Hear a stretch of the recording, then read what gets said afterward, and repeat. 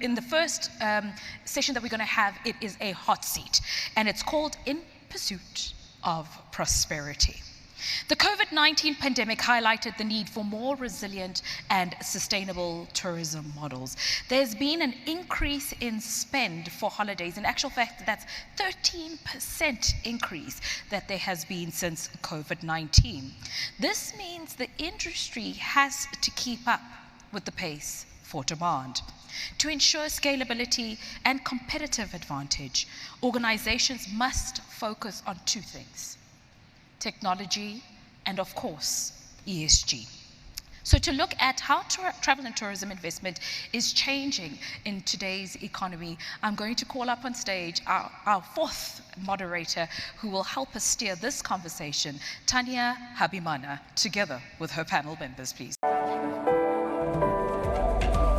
Thank you very much to all of you. Good afternoon to everybody in the room and to my panelists. My name is Tanya Habimana, and I'm actually from Rwanda, but I live in a different country, which means that I get to come here for two reasons: weddings and conferences.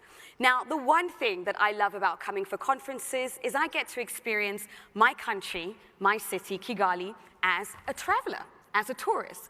And I'm sure that the Africans in the crowd that arrived at the airport and experienced the hassle-free visa entries, the warm Rwandan hospitality, the clean city, the views, enjoyed it as much as I do. It gets better and better every year. And I'd like to start off by commending the country and also the organizers for choosing to have the 23rd World Travel and Tourism Global Summit right here in Kigali. Now, this is a hot seat conversation, as Tammy very well introduced the panel.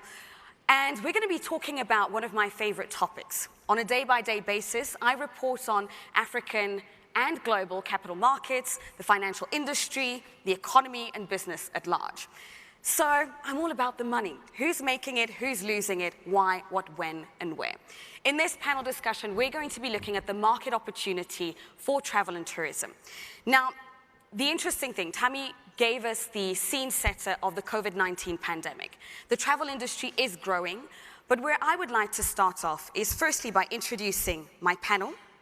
I have here to my right, Greg O'Hara, founder and senior managing director at Sartorius. Let's give him a round of applause, please. Manfredi Lefebvre-Dovidio, chairman of the Heritage Group and co-chair of Abercrombie & Kent.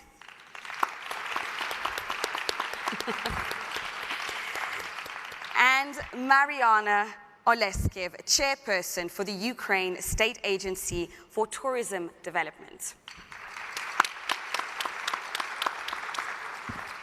Now, in starting off this conversation, I'd like to address my first question to you, Mariana. We talk about the travel and tourism industry as an opportunity for the economy. This is what the president of the WTTC said at the opening speeches.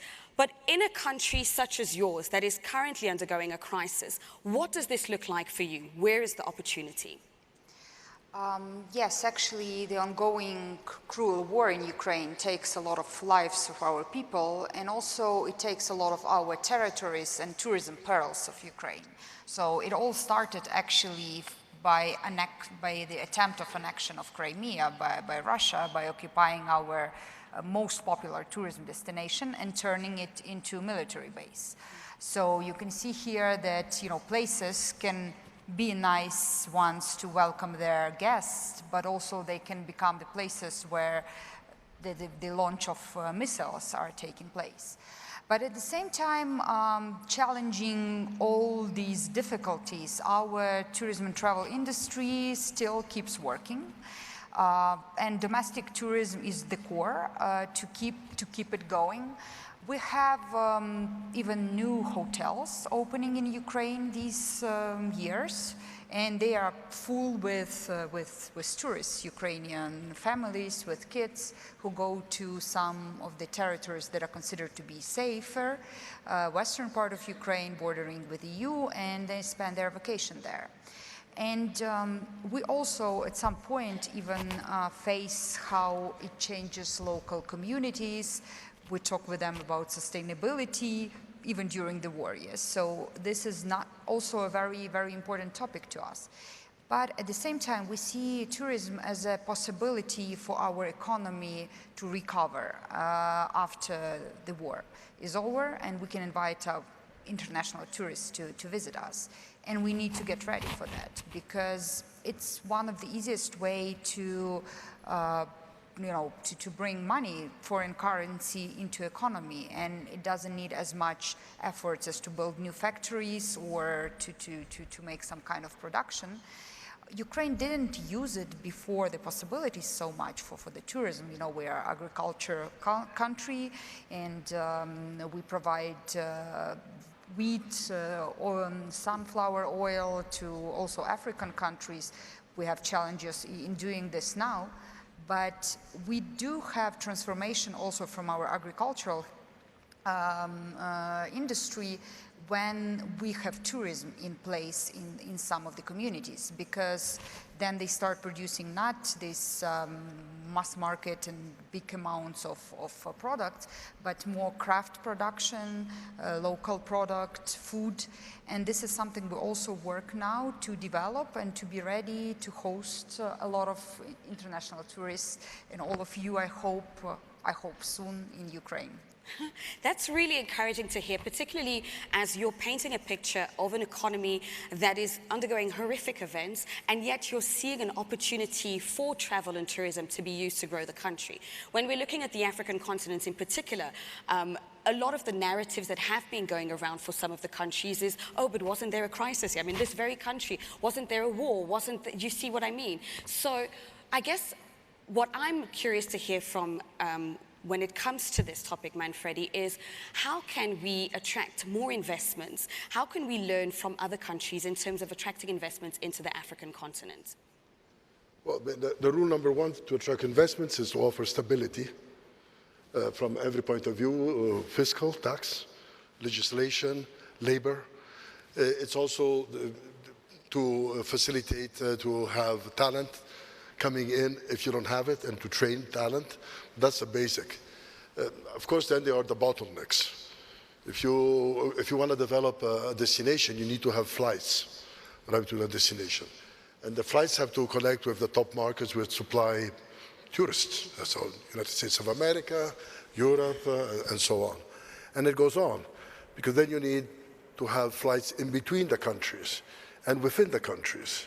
If you don't have flights within the countries, how can you reach a remote destination within a country? So the bottlenecks are really a very big problem, besides the stability perception, safety perception. I mean, we all know the terrible accident of Uganda immediately created a slowdown in bookings for Africa, because the people say, hey, what's there? And so it's difficult to explain that it's not a new growing phenomenon, but it's something which happened random. But, you know, so you go to communication. You have to communicate in the correct way. Then governments can do a lot, facilitate access, the visa process, arriving at the airports, we know. It's still, some countries like this one, is incredible. It's better than going into the United States. And that's not difficult. It's better than going into Italy. Yes. But it's other countries, you still have to fill your visa on the plane or when you're arriving and all of those things. So all of these things have to be removed. There are other things, you know. For example, if I was to speak about Rwanda, are more rooms, let's say, being built or offered than the permits to go and see the gorilla. So you always anchor on one main attraction to then sell the other attractions. Why is Rwanda well known? For the gorilla. Then you can say, okay, don't come only to see the gorilla. Come to see our beautiful lakes, and all the rest that is offered in this country, which is extremely interesting, including the memories of the genocide, which are a lesson for the world. So I think that, that is something which this country should, other countries, you have to protect animal life. Because if you let poachers kill the lions, the elephants, etc., it's a reduced phenomenon, but still is going on, then the attraction is not there. In a country I will not mention, I went to a lodge and they took me around and I said, this is a botanic safari. It's not an animal, but there were no animals anymore. It was just botanic. So that's my point of view. Flowers. Huh? Brilliant, thank you. Flowers, beautiful plants. But I was supposed to see giraffe, elephants, rhino, and there were none. Very sad, by the way, because you then say, what's going on? Huh? Exactly. So adding and basically attracting, but adding to ensure that it's not just one element that brings people in, but that you can continue to showcase the country with other activities. Now, Greg, you represent, or rather you're the founder of an organization that has $10.7 billion assets under management, but you invest quite heavily in the sector. Why do you believe in the sector so much? So, for two reasons. Let's use the economic one first. The economic one is that travel is very responsive to management input. So if you sell like services across everyone who sells the gorillas is selling the same product.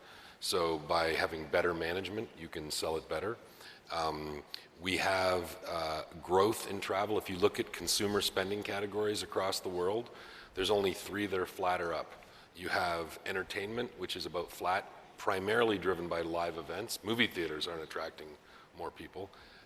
Wellness, I think COVID gave people the idea that they should take vitamins and go visit the gym, accepted by me. And then the third one is travel. And I think it was said earlier on that travel spending was up 13%. Try to find another category like that. So if the top line is moving, the trend is your friend, right? Mm-hmm. And you stay with that growth. So it always grows. I think the other part of this is people often focus on bottom line for investors, but we also like to do good, right? It was great for us to see, we were hosted here, and I'll pitch the gorillas again. We were hosted by a fantastic company that has a DMC here, Mikado. We went up to see the gorillas, and it was great to see how that helped the community. So it's easier for me to attract investment when we talk about, I think Rwanda's GDP has doubled in the last 3 years or something like that. Still quite low, right? But compared to the rest of the world, mm-hmm. But the people are involved in doubling GDP. You go to any country that has doubled their per capita GDP in the last 3 years, those people are happy, right? And they have a lot of respect for the government. The last thing I'll say is, it was great how every Rwandan or person that was involved with Mikado took the time to spend 5 to 10 minutes in each interaction we had with them and explain how we were helping the country and the trickle-down effect of the economics of what we were spending. Whether it's the permit to go to the national park or whether it's the room rate, they all understand how that benefits their community. And I think the people of Rwanda have done a fantastic job at explaining, and they're great hosts. Yeah, absolutely. And one thing that you touched upon is the element of sustainability, mm-hmm. And ensuring that that countries continue to be able to have investments in the country, but also make it in a sustainable way. And that's a question that I have for Mariana first. How has the increased travel demand, and more particularly the focus on sustainability, impacted investments in the industry? Yeah, it's a good question because really, first of all, you see at some point increased demand to certain destinations. And we also think that at some point we can create demand to travel to Ukraine when the war is over, it's safe. It will be not so difficult.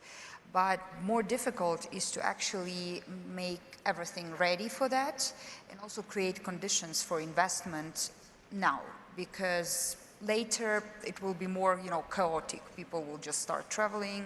There will be maybe too many of them, or they will do some things that maybe we don't want to do. For example, of course, a lot of people will be interested in the war history. What was it? And we have this case with Chernobyl as the disaster tourism, I would say, dark tourism, and it was mostly created by tour operators, so state didn't do too much, so they just opened this exclusion zone, and people could, by paying money to the enterprise that is running it, to go there. And then this product was created by tour operators.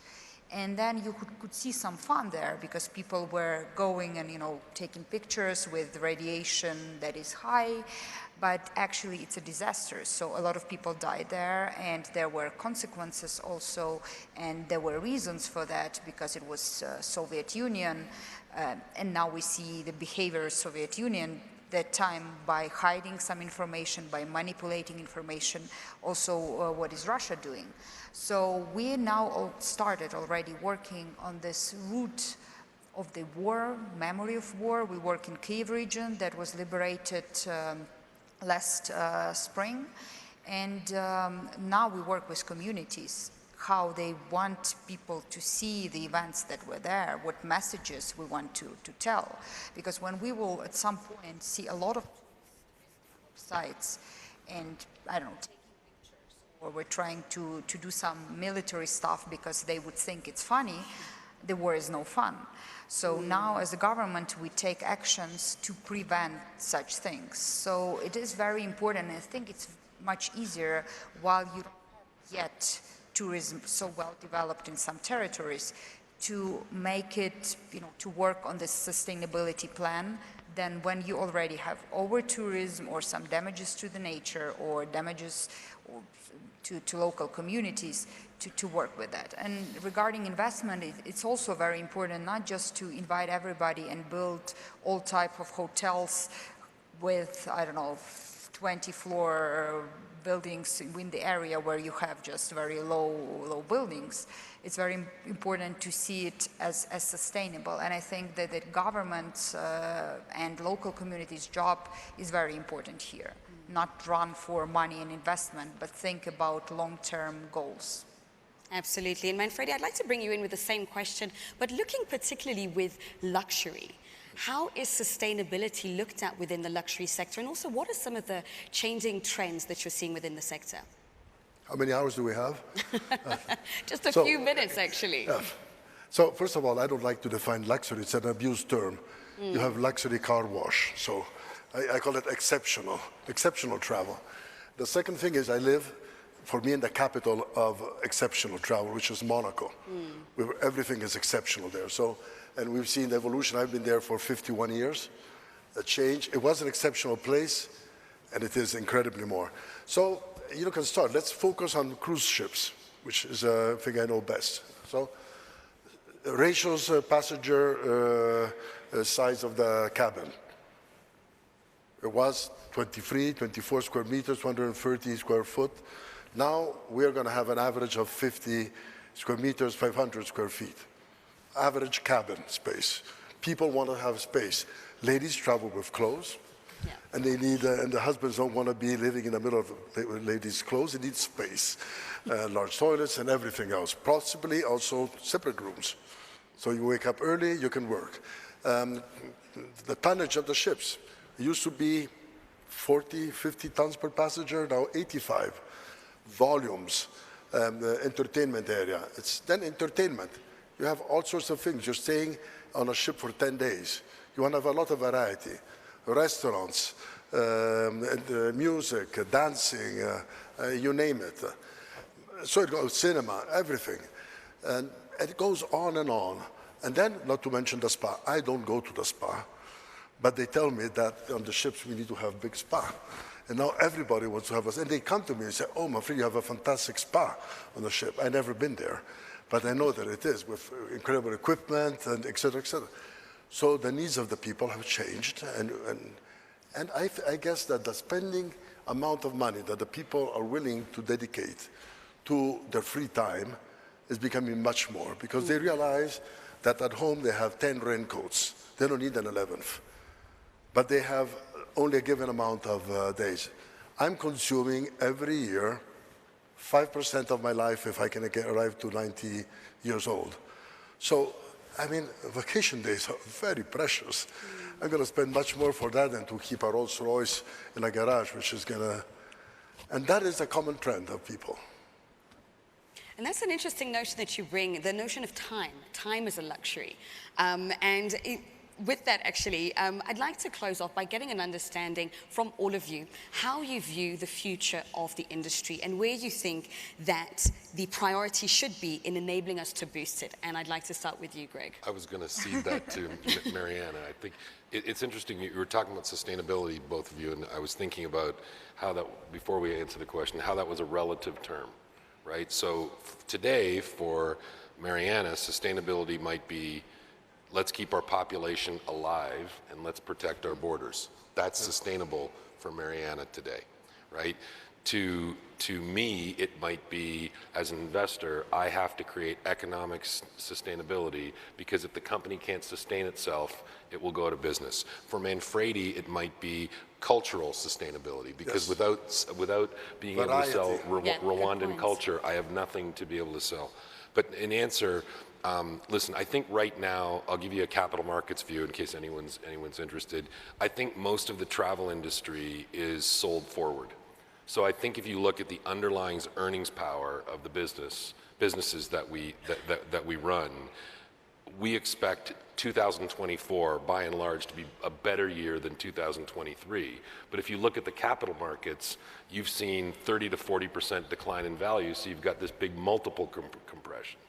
I think the future holds, the markets will start to recognize that these companies have durable earnings with better earnings power than they think they are. They're basically predicting a recession where people will pull back on travel spending. And for all the reasons Manfredi just said, right, people aren't pulling back. They equate luxury or vacations with time. And everyone has a different view of luxury or exceptional travel, right? Exceptional. But if I'm a middle-class person, my exceptional travel may look different than if I'm a billionaire or someone of low income, right? Everyone's trying to get an exceptional There's affordable luxury now. Correct. Exactly. And so, short answer to the question, I think you're going to see boom times for experiences, and that's why I think Rwanda is going to do very, very well, because you have great experiences here. Brilliant, thank you. Mariana, from your perspective? I think and I hope for tourism industry to become one to understand us, like each other better as people, as humanity, and maybe not to start wars at all, because wars is something that definitely not helping neither tourism nor sustainability. So I think it is important for all of us to understand. If we want to visit another country, we can go as tourists. I hope that we'll have a visa-free regime all over the world. Soon you don't need to go with your guns. But yeah, I do hope that tourism will be an industry of peace, as it should be. And we can share our thoughts more and understand each other much better through the industry. Brilliant, thank you. For me, sustainability is probably one concept. The place where the tourists arrive, the visitors arrive, after they leave must be a better place. Must be a better place because they left money, which is survival of the people, well-being of the people, and the place didn't change to the worst. And because I just imagine, if the entire world was becoming like a part of Kansas City, all the same, all with Starbucks, all with Burger King. Why would you travel? The mayor of Kansas City doesn't happen to be here right now, does he? Because he's going to take Kansas City is fantastic, beautiful countryside. Great barbecue. Great barbecue. But if you were repeating all the same everywhere, if you were leveling everything to the same level, you wouldn't travel. Yeah. You stay home. You would maybe have fantasy. People would describe worlds which don't exist. But luckily, we still have worlds that exist which are so different and so beautiful.